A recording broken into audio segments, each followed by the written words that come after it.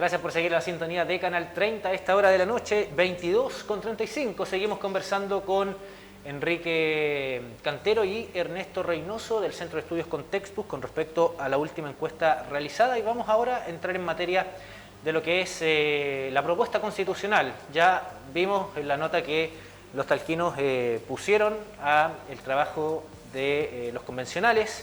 Vamos ahora a lo que es el texto, el documento que se generó de estos meses de trabajo. 58,8% indicó sentir desconfianza en el texto generado. Sin embargo, y aquí hay como una contraposición, un 46,8% manifestó que iba a aprobar el texto, que votaría apruebo en el plebiscito del 4 de septiembre. ¿Cómo se explica finalmente esta disonancia? O sea, tengo un poco de desconfianza con el texto, pero aún así pretendo aprobar. Sí. Bueno, también está el gráfico donde la gente manifiesta tener esperanza también. Sí. O sea, que es un 52,5%. Que es un 52,5%. O sea, ahí todavía hay un porcentaje que rescatar. Entonces, bueno, quisimos poner justamente esas dos posiciones para poder ver un poco el contraste. Sí, efectivamente, yo creo que mucho es por la novedad de lo que significa esto. O sea, hay que recordarle a la gente que en Chile jamás se había tenido la oportunidad de tener una constitución a partir de personas electas democráticamente. Y además, o sea, y menos pensar en que fuese paritaria. Y con que había pueblos indígenas. Y con representantes de los distintos pueblos indígenas, ¿cierto? Donde hay personas también, o sea, minorías sexuales también. Minorías sexuales, etc. O sea, esto es absolutamente inédito, incluso yo te diría a nivel mundial. O sea, no, si tú piensas constituciones paritarias en el mundo, no existen. Entonces nosotros estamos dando de alguna manera también un ejemplo al mundo y estamos en una posición donde, como es inédito, y mucha gente tiene incertidumbre, digamos, de qué es lo que va a pasar. Y de ahí la desconfianza, y por eso yo también rescato que también hay esperanza, o sea, que es otro gráfico que marca un poquito. Ahí está apareciendo en pantalla los principales resultados de esta materia. Justamente, entonces, como es, yo lo atribuyo que es algo tan nuevo, y bueno, y esto contribuye también al clima efervescente que tenemos, ¿cierto? Que también está esta mirada, ¿cierto?, de la política del terror, ¿cierto?, de que esta cuestión se va a incendiar, qué sé yo. Y creo que eso contribuye un poco a que la gente esté algo temerosa, digamos. Pero como te digo, es algo tan nuevo y tan inédito, no tan solo en Chile, sino que a nivel mundial, de que también muchos queremos ver qué va a pasar en el futuro y cómo estas cosas se van a ir recomponiendo, digamos, porque la actual constitución, la constitución vigente, es una constitución hecha en dictadura, hecha por unas personas que fueron designadas, que idearon un tipo de sociedad, que la pusieron en ese papel, y esa sociedad es la que tenemos hoy día, segmentada, dividida, profundamente desigual. Y por eso queremos, yo creo que es importante que la gente se informe y vaya en septiembre a votar. Ahora, con respecto a esto mismo, sobre lo importante que es el plebiscito de ir a sufragar, que por cierto es obligatorio durante esta, va a ser un plebiscito obligatorio de voto, un 58,7% considera importante participar de esta instancia. Este resultado puede variar según se vaya teniendo más conocimiento respecto a el texto constitucional, porque claro, ustedes realizaron la encuesta la misma semana, creo, desde que se presentó el día lunes 4, y de inmediato realizaron como en 4 días, desde el jueves, viernes, lunes y martes. Claro, sí. Puede que quizás interese a mayor, puede que ya conociendo parte de lo que es el texto final puede ir disminuyendo. ¿Cómo lo ven ustedes? O sea, el interés es alto. Lo que tú planteas es un buen punto, un buen análisis, pero lo que nos dice la encuesta es que un 85% aproximadamente considera que es muy importante e importante, que son las categorías positivas, digamos. Por lo tanto, hay una alta adherencia al proceso que se va a realizar en septiembre. La única distinción con el plebiscito de entrada que era voluntario. Ahora es obligatorio, digamos, Claro. pero frente a esa dinámica, más allá que sea obligatorio, hay un alto interés por participar. Y eso la encuesta lo arroja. O sea, cuando preguntamos, ¿es algo importante o nada importante? Solo un 13% dice eso en el fondo. ¿Ya? Ahora, con respecto, por ejemplo, a... ya estamos viendo el nivel de importancia, la cantidad de gente que podría eventualmente inclinar la balanza.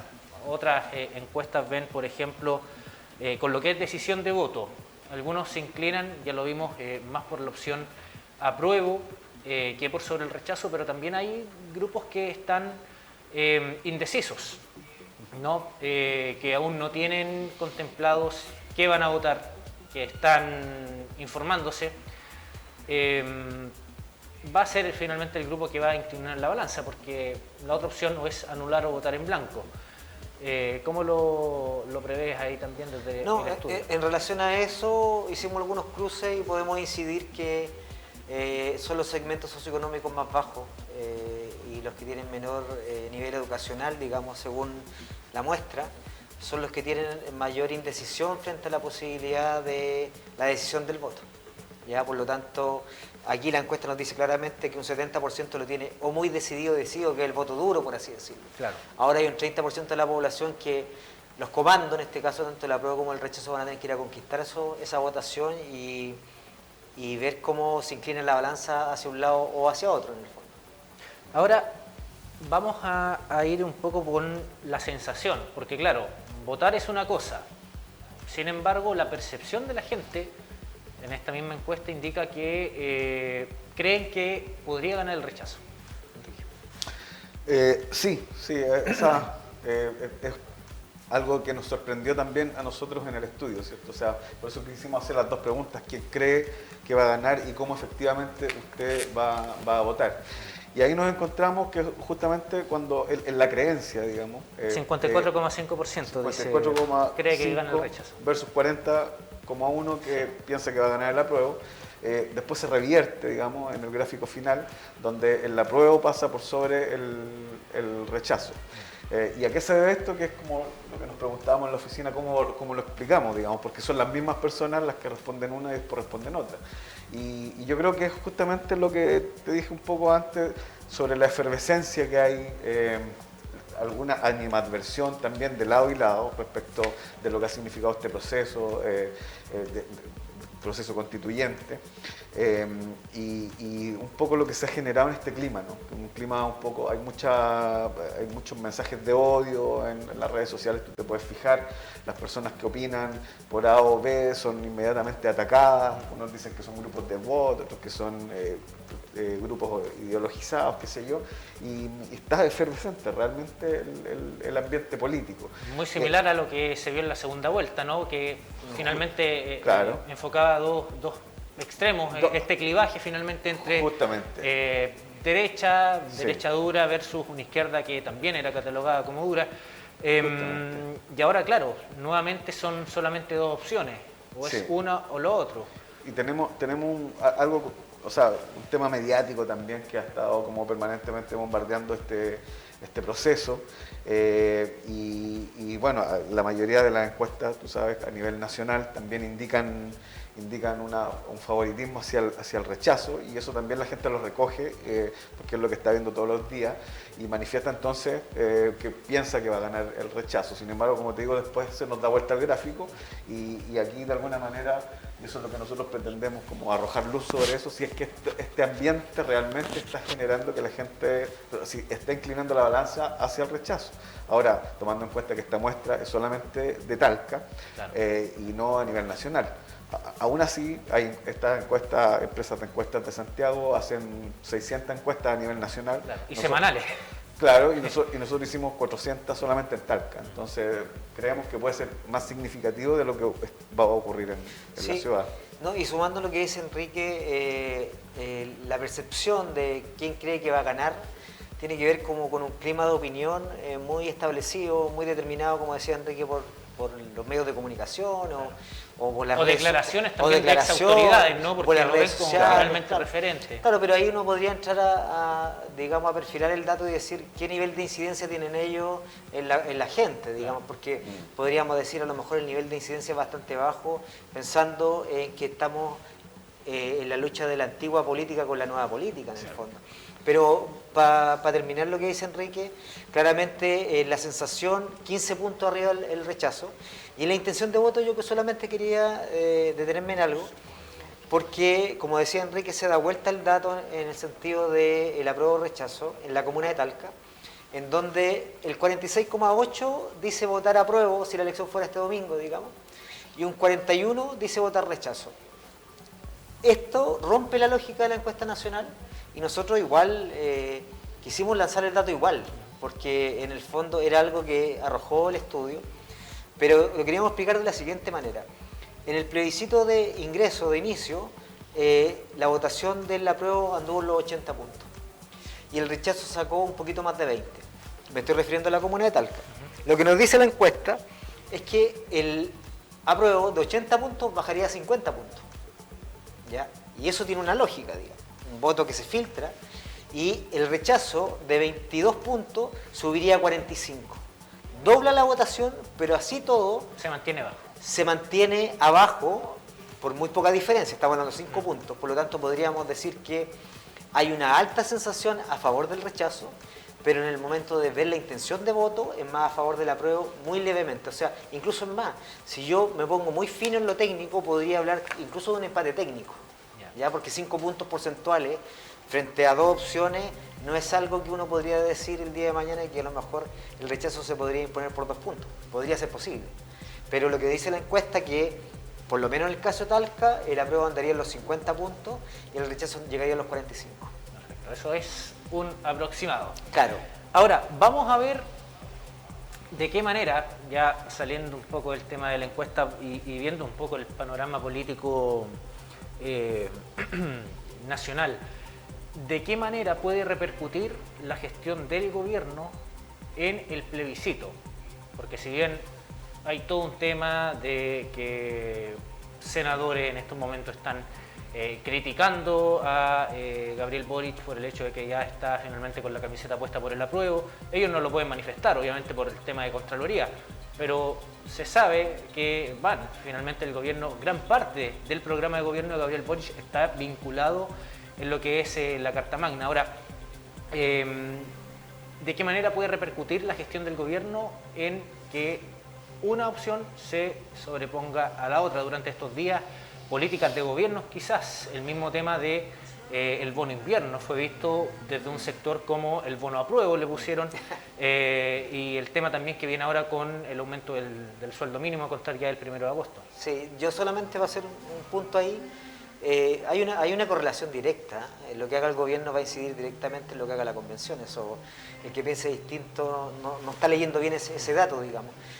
Para nosotros es fundamental, lo veníamos conversando en el auto, que también en la medida que los datos vayan cuajando es que se dé una lógica coherente. O sea, si el gobierno se comete errores comunicacionales o de otro tipo, claramente va a tener una incidencia en el trabajo de la convención. Por lo tanto, la idea es que se dé una estructura lógica de trabajo para poder no perjudicar lo que viene con respecto al trabajo territorial, que ya empieza ahora en agosto, por lo que tengo entendido.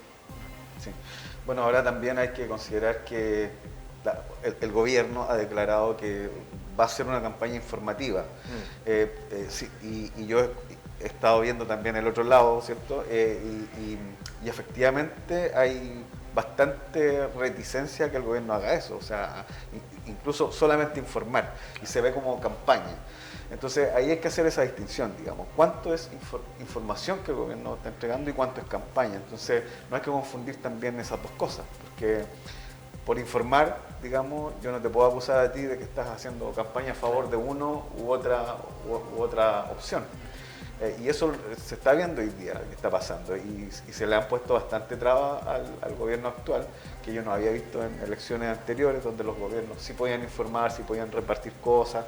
Hoy día Contraloría está con los ojos súper encima de este gobierno, y con muchas restricciones respecto a cuáles son los servicios, cuáles son los funcionarios que pueden entregar, en qué horario, destinado a qué personas, etc. Y eso es algo real porque la gente que, si tú estás informando a más personas, pues probablemente esas personas que están leyendo la Constitución pueden inclinar la balanza un poco. Y eso es lo que estamos viendo también. Ahora, diversas ex autoridades que lo mencionamos, puede ser visto desde el punto de vista de la vieja política, Ricardo Lagos, Eduardo Frei, bueno, Sebastián Piñera no se ha manifestado, pero uno podría sacar su conclusión de cuál va a ser la opción que más se inclinaría a votar. Y Michelle Bachelet durante esta jornada también se dio a conocer que ella al menos iba por apruebo versus estas otras dos figuras expresidentes que irían por el rechazo. ¿Son consideradas como figuras quizás referentes como para que tengan o que sea aprovechado desde el punto de vista de la campaña del rechazo para tomarlos como estas dos finalmente expresidentes de izquierda de lo que era la concertación no están mirando con buenos ojos el trabajo final? Sí, bueno, nosotros algo habíamos analizado también antes, estudios anteriores que hicimos, y algunas cosas de las que nos dimos cuenta es que las últimas elecciones se han estado dividiendo en los dos bloques tradicionales, digamos. Y por ejemplo, veíamos las encuestas que habíamos hecho con respecto a una final entre Boric y Sichel, que finalmente no ocurrió porque todos pensábamos que Sichel iba a pasar a la segunda vuelta y pasó Kast. Pero prácticamente la distancia que le sacó Boric a Kast es la misma que le sacó a Sichel en la encuesta que habíamos hecho antes, o un poco menor. Lo que nos dice que de alguna manera se está votando en bloque, así que yo creo que las personas que están intentando influir hacia uno u otro sector, la verdad que no creo que estén influyendo mucho. Que haya salido, no sé si ayer fue Kast o antes de ayer, no, ayer o ahora el presidente Frei hablando sobre su opinión, o la misma presidenta Bachelet, yo creo que no van a inclinar la balanza hacia uno u otro sentido. Están tomando parte, evidentemente cada uno se está poniendo en su posición, pero yo creo que la ciudadanía está concentrada en otra cosa, y es en conocer si efectivamente este nuevo destino propuesto para Chile es mejor que el que tenemos ahora, claro. Y también pensando en si le va a creer a aquellos que le dicen rechacen y reformamos, o a aquellos que les dicen aprueben y reformamos, porque claro, hoy día están esas dos corrientes ahí, pues, digamos. O sea, todos sabemos que van a existir problemas después de que o se rechace o se apruebe la Constitución. Y que van a haber problemas que va a haber que arreglar, digamos, y que vamos a tener que juntar muchas voluntades de oposición, de oficialismo, para poder solucionar esos problemas. No, yo solo sumando lo que dice Enrique, yo creo que ellos tienen, los expresidentes, más que nada me refiero a Frei y Lagos, que van por la opción, en el caso Frei, digamos, sí, por el rechazo. Yo creo que tienen una incidencia pero muy menor y en la clase política. O sea, digamos el 15% de la población que está metida, que vive de esto, que está metida en el gobierno, pero el ciudadano a pie yo creo que tiene una incidencia muy menor o casi inexistente. Por lo tanto, esto va a ser un tema, nuevamente va a tomar un ribete ciudadano, eso es lo que yo percibo a nivel de hipótesis. Va a tener un ribete ciudadano y va a tener cómo esto llega a la gente y se informe de manera fidedigna, porque hay muchas fake news dando vuelta por todos lados, es impresionante. Entonces, textos de la Constitución que finalmente están errados también. Claro, se han divulgado. Claro, y por ejemplo hoy día veníamos conversando en el auto con Enrique que andaba dando vuelta un tema de Cervel que decía que era falso, en donde decía que 150.000 pesos iban a votar, digamos. Entonces, si existe esa campaña media sucia, por así decirlo, en torno a la información, puede perjudicar, digamos, derechamente a la prueba. Pero volviendo a la pregunta, para no perderme tanto, yo creo que el nivel de incidencia de los presidenciales, de los expresidenciales, va a ser muy, muy menor.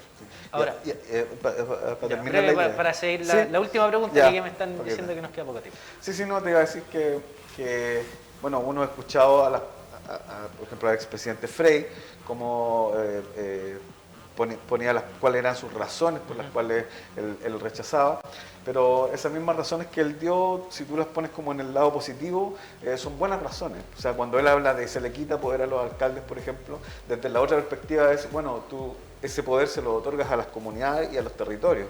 Entonces, el mensaje que se está enviando hay que revisarlo mucho más. O sea, ¿qué es lo que está queriendo decir ahí con ese mensaje que te están enviando? Y eso para que la ciudadanía también ponga, digamos, algún ojo. Ahora, lo último, ¿cómo se observa el panorama político del gobierno posterior al plebiscito? Muchos dicen, ya se gana el rechazo, Gabriel Boric pierde, digamos, todo lo que es finalmente el poder, se va al Congreso nuevamente, que pasó con Sebastián Piñera. En el sentido cuando fue el estallido social, finalmente estuvo más que nada el Congreso, muchos lo veían que estaba gobernando en ese entonces. ¿Qué pasa si gana el rechazo en esa ocasión? Porque ya mencionamos, o gana el apruebo o gana el rechazo, están estas vías, ¿no?, de reformar la actual Carta Fundamental o reformar la que viene. De hecho, ya hay un proyecto impulsado por algunos senadores de la ADC de bajar los quórum para reformar la actual Constitución. No, yo solamente una idea, o sea, yo creo que si gana el rechazo el 4 de septiembre claramente va a ser un golpe fuerte para el gobierno, eso no cabe duda, digamos. Yo no podría decir que el presidente va a perder todo el poder, quizás en el Parlamento se va a dispersar un poco el tema, pero él como figura política todavía puede seguir gobernando y tratar de impulsar algunos proyectos de ley que tiene en mente, pero va a ser un escenario totalmente complejo. ¿Fue acertado haber dicho que se iba a convocar un nuevo plebiscito?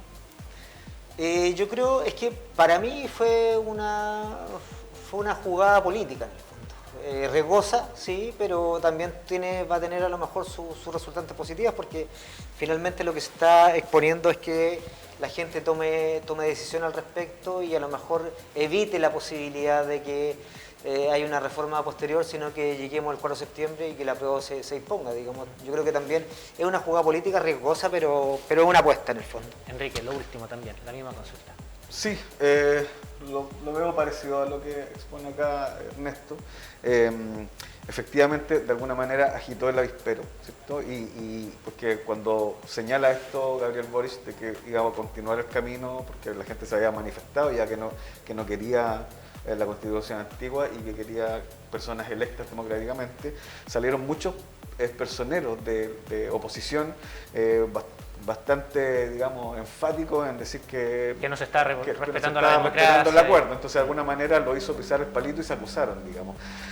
Y lo que está en juego es justamente lo que te decía antes, si efectivamente le vamos a creer a los que te dicen que rechacen para reformar, y que hay una historia para atrás también, digamos, de no hacer las reformas profundas, ¿cierto? Sino que más que nada maquillaje al modelo. Y los que te están ofreciendo hoy día decir, apruebe y reformemos lo que haya que reformar. Entonces, en esa disyuntiva está nuestra ciudadanía, evidentemente. Perfecto. Bueno, eso era entonces este programa político. Agradecemos la presencia de usted y de haber podido compartir esta última encuesta que ya se dio a conocer hoy, que la pueden incluso ustedes visitar en sus casas en el sitio web de Contextus. Está todo y un poco más en detalle también los temas que abordamos durante esta noche. Ernesto, Enrique, muchas gracias por habernos acompañado. Gracias a ti Gracias por la invitación. Bueno, y a ustedes en sus casas queremos agradecerles, como siempre, la preferencia, la sintonía. El próximo miércoles tendremos un nuevo episodio en el cual estaremos conversando con el consejero regional Pablo del Río, así que también lo dejamos invitados para el próximo miércoles. Y también los queremos invitar, sobre todo a los padres que en estos momentos nos están viendo, a incentivar a sus hijos al deporte y también a la vida sana, porque una nueva versión del Mundialito, Día del Niño, se va a vivir a contar del 6 de agosto de esta competencia en el cual niños de entre 9 y 10 años podrán participar en las distintas comunas, Talcahuano, San Javier, Villalegre y también en la comuna de Linares. 4 equipos por comuna para finalmente disputar estas 4 copas que serán sorteadas, premios en efectivos también. Son equipos hasta con 10 jugadores, 7 en cancha, 3 en en reserva, más un director técnico, quienes pueden competir. Las inscripciones son en las distintas sucursales, en Talca-Maule, San Javier, Villalegre, Linares, de manera presencial hasta el 1 de agosto. Así que invitados todos los niños a participar de esta instancia, esta competencia deportiva, a contar del 6 de agosto. Y por supuesto, despedir a Trou, que durante esta noche también nos estuvo acompañando con sus preparaciones, sándwiches, tablas, pizzas, postres, helados San Francisco y mucho más puedes encontrar en Trou. Ven a conocer esta amplia terraza y hermosa cafetería. Nos buscas en Instagram como @trou.restaurant, donde puedes visitar también y conocer la carta, o visitarnos directamente en Arturo Prat 2526, aquí en la comuna de San Javier. 23 horas, nosotros nos estamos despidiendo y nos reencontramos mañana en el matinal más positivo, a contar de las 10 de la mañana junto a Francisca Almaceda. Que esté bien, cuídese y descanse. Chao, chao.